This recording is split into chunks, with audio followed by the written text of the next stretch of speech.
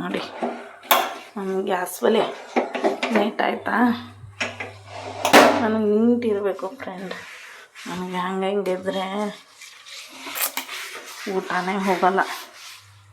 ಮೊದಲೆಲ್ಲ ಸ್ವಚ್ಛ ಮಾಡಿ ಬಳಿಕ ಯುಗಾದಿ ಬಂತಂತ ಎಲ್ಲ ಕ್ಲೀನ್ ಮಾಡಿದ್ದೀನಿ ಫ್ರೆಂಡ್. ನೋಡಿ ನಮ್ಮದು ಅಡುಗೆ ಮನೆ ಎಷ್ಟು ಬಾಡಿಗೆ ಮನೆ ಎಷ್ಟು ಇರಬೇಕು. ಅಲ್ಲೇ ದೇವರ ಜೋಡಿಸಿದ್ದೀನಿ. ದೇವ್ರು ಅನ್ನೋಕೆ ಏನೂ ಇಲ್ಲ. ಇಷ್ಟು ಬಾಂಡೆ ಇವೆ. ಈಗ ಎಷ್ಟು ಬಾಂಡೆ ತಿಕ್ಕಬೇಕು. ತಿಕ್ಕಿಬಿಟ್ಟು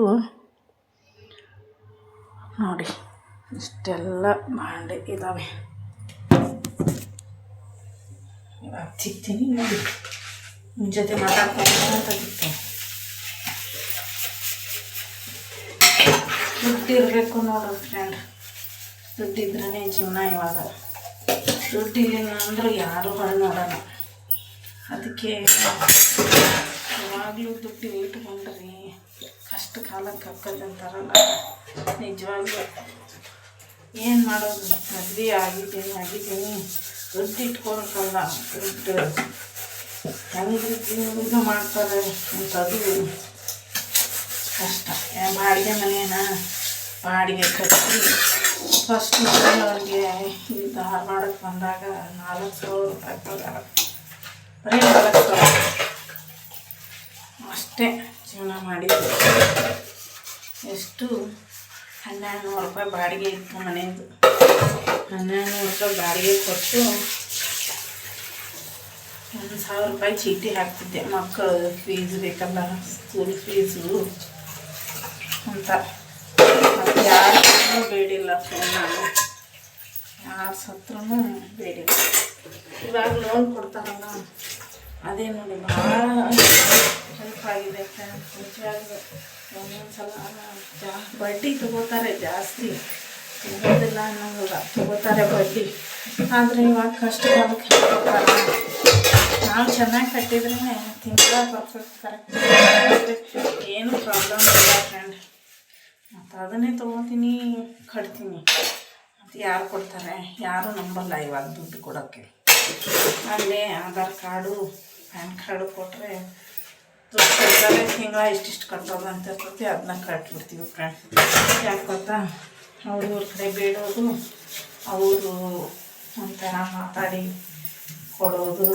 ಆ ಬಳಿಕ ಹೆಚ್ಚು ಕಮ್ಮಿ ಆದರೂ ಈ ಸರ್ ಹೇಳ್ಕೊಬೋದು, ತಡೀತಾರೆ ಹಂಗೆಲ್ಲ.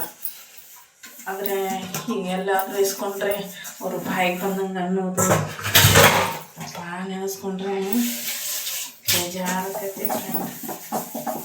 ಅದಕ್ಕೆ ನಾನು ಅವ್ರಿವ್ರ ಕಡೆ ಯಾರ ಕಡೆಯೂ ಕೇಳಲ್ಲ, ಯಾರ ಹತ್ರ ಕೇಳಲ್ಲ. ಅದಕ್ಕೆ ಇವಾಗ ಲೋನ್ ತೆಗಿಸ್ಬೇಕು ಅಂತಂದರೆ ಒಬ್ಬರಿಗೆ ತೆಗಿಸ್ಕೊಟ್ಟಿದ್ದೆ ಫ್ರೆಂಡ್. ಅವರು ಸರಿಯಾಗಿ ತುಂಬಿಲ್ಲ ಅಂತ. ಕಷ್ಟ ಅಂದರೆ ಏನು ಬಿಡು ಸಹಾಯ ಮಾಡಿದ್ರು ಅಂತ ಮಾಡ್ತೀವಲ್ಲ. ಇವಾಗ ನಮಗೆ ಕಷ್ಟ ಬಂದೈತಿ, ಯಾರೂ ತೆಗಿಸ್ಕೊಡಲ್ಲ ಫ್ರೆಂಡ್. ನಾನು ಎಲ್ಲರಿಗೂ ತೆಗಿಸ್ಕೊಟ್ಟಿದ್ದೀನಿ, ಆದ್ರೆ ನಮ್ಗೆ ಯಾರೂ ತೆಗಿಸ್ಕೊಡೋಂಗಿಲ್ಲ. ಹಾಗೆ ಏನು ಮಾಡೋದು?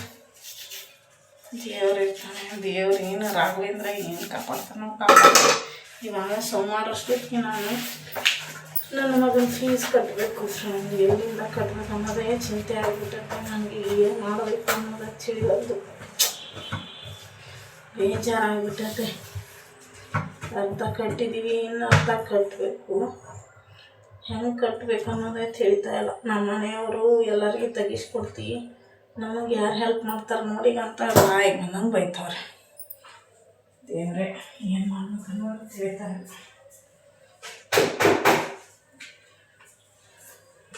ಏನು ಮಾಡಬೇಕು? ಯಾರನ್ನು ಕೇಳಬೇಕು? ಯಾರನ್ನಂತೂ ಕೇಳೋಕ್ಕಾಗಲ್ಲ.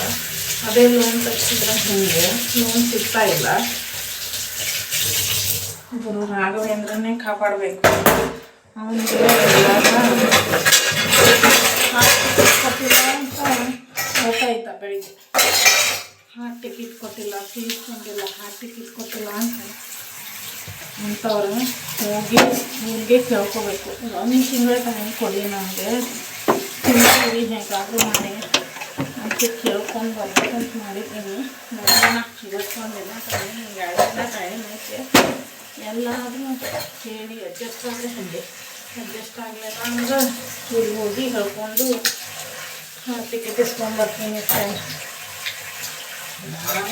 ಏನು ಮಾಡೋದು ಹೀಗೆ. ಅದಕ್ಕೆ ಹಳೆ ಕಾಲದವರು ಮುಂದೆ ಮಕ್ಕಳಿಗೆ ಬೇಕು ಅಂತ ಗಳಿಸಿರ್ತಾರಂತೆ ಈಗ. ಆದರೆ ನಮ್ಮ ಅತ್ತೆ ಮಾವ ಯಾವುದೂ ಮಾಡಲಿಲ್ಲ, ನಮಗೆ ಸಾಲ ಇಟ್ಕೊಡು. ಏನು ಮಾಡೋಕ್ಕಾಗತ್ತೆ ಫ್ರೆಂಡ್, ಒಬ್ಬೊಬ್ರಿಗೂ ಒಂದೊಂದು. ಯಾರಿಗೇನು ಯಾರಿಗೇನು ಬೈಯೋದು, ಯಾರಿಗೇನು ಮಾಡುತ್ತಾರೆ. ನಮ್ಮ ಮನೆ ಬರೋನೇ ಇಷ್ಟ ಅಂತಂದ್ರೆ ಒಂದು ಮಾತು ಹೇಳ್ತಾನೆ ಫ್ರೆಂಡ್, ದುಡ್ಡಿಲ್ಲೇ ಇರಬೇಡಿ ಫ್ರೆಂಡ್. ದುಡ್ಡಿದ್ರೇ ಜನ. ದುಡ್ಡಿಲ್ಲ ಅಂದರೆ ಹಾಲ ಕರ್ಕೋಕ್ಕಿಂತ ನೋಡ್ಕೊತಾರೆ. ಕಸ ಇನ್ನೂ ಬೇಕು, ಲಕ್ಷ್ಮಿ ಅಂತ ಎಷ್ಟೇ ಇರ್ತಾರೆ. ಆದರೆ ದುಡ್ಡಿಲ್ದವ್ರನ್ನ ಆ ಚಪ್ಪಲಿ ಬಿಡೋ ಜಾಗದಲ್ಲಿನೂ ಇಟ್ಕೊಳ್ಳಿ ಹಂಗೆ ಮಾಡ್ತಾರೆ. ಇದು ನಾನು ಹೇಳೋ ಮಾತು ನಿಜ ಅಂತ ನೋಡಿ ಫ್ರೆಂಡ್. ನನಗೆ ಅನುಭವ ಆಗೈತೆ. ನನಗೆ ಮಾಡೋರು ನಮ್ಮ ಮನೆಯವರೇ ಮಾಡ್ಯಾರ, ನನಗೆ ಎಲ್ಲ ಮಾಡೋರು. ಆದರೆ ಅದನ್ನು ಅನ್ನೋದು ತಪ್ಪಾಕತ್ತೆ. ಮಾಡಲಿ, ಏನು ಮಾಡೋದು